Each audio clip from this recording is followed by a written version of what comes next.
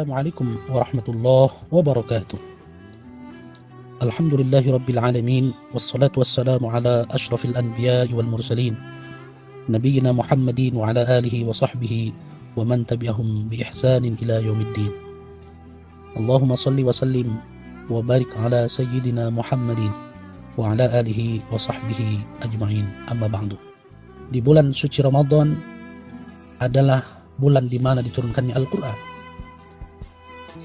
kepada baginda kita, Nabi yang mulia, Nabi Muhammad Rasulullah SAW, yang mana Al-Quran ini diturunkan bertepatan dengan hari ke-17 Ramadan. Ini disebut juga bulan Ramadan adalah Syahrul Quran, yakni bulan diturunkannya permulaan ayat-ayat suci Al-Quran. Sejumlah ahli tafsir menyebutkan bahwa Al-Quran ini diturunkan melalui dua tahapan.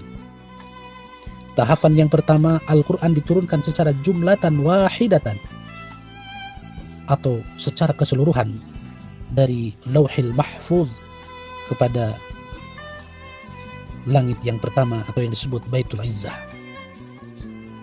Hadirin para pemirsa yang dimuliakan Allah dimanapun Anda berada, sebelum Al-Quran diterima oleh baginda Nabi Muhammad, terlebih dahulu Allah menurunkan Al-Quran secara jumlatan wahidah di langit yang pertama atau langit dunia atau yang disebut Baitul Izzah. Setelah itu baru disampaikan pada Nabi Muhammad SAW yang sesuai dengan kondisi dan permasalahan yang tengah dihadapi oleh Nabiuna Rasulullah Muhammad SAW. Dalam riwayat lain menyebutkan bahwa proses turunnya Al-Quran kepada baginda Rasulullah SAW berlangsung selama kurun waktu 22 tahun, 22 bulan, dan 22 hari.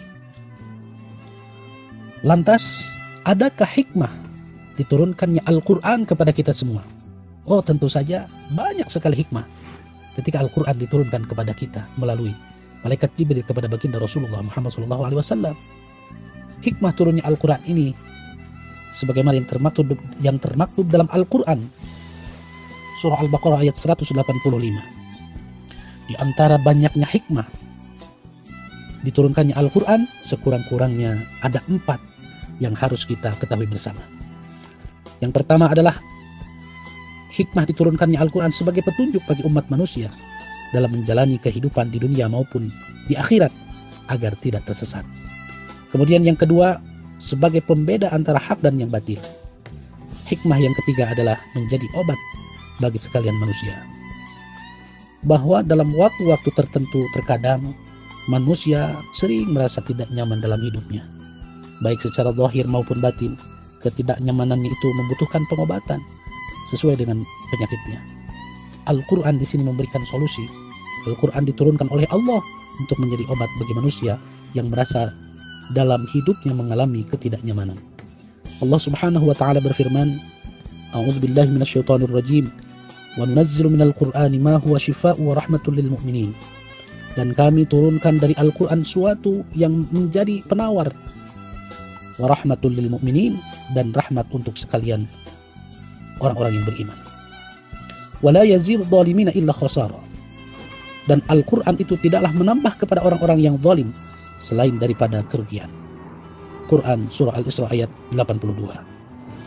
Lalu kemudian hikmah yang keempat adalah solusi bagi permasalahan masyarakat. Al-Quran juga diturunkan sebagai pemutus hukum dan pengangkat perselisihan serta perbedaan antara hak dan yang batil. Mengingat akan hal ini, banyak sekali permasalahan yang muncul di kalangan masyarakat dari zaman Nabi sampai sekarang. Allah Subhanahu wa taala berfirman, A'udzubillahi minasyaitonir rajim. Wa ma anzalna 'alaikal kitaba illa litubayyana lahum alladzi ikhtalafu fihi wa hudaw wa rahmatul liqaumin yuqinun. Yang artinya wallahu a'lam bishawab. Dan kami tidak menurunkan Al-Quran kepadamu wahai Muhammad melainkan agar engkau dapat menjelaskan kepada mereka apa yang mereka perselisihkan, serta menjadi petunjuk dan rahmat bagi orang-orang yang beriman.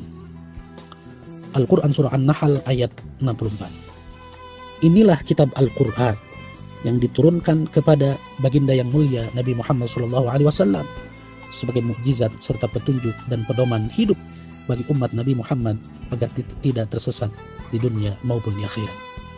Demikianlah kultum tentang nuzulul Quran yang singkat ini. Semoga kita tergolongkan kepada ahlul Quran, keluarga Allah di dunia ini. Para sahabat bertanya kepada Rasul, "Ya Rasulullah, apakah ada keluarga Allah di muka bumi ini?"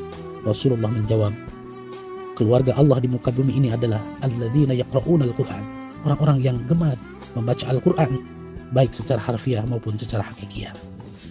Demikian yang dapat Al-Fakir sampaikan. Mohon maaf atas segala kesalahan. Terima kasih atas segala perhatian. Wal afu minkum. Wassalamualaikum warahmatullahi wabarakatuh.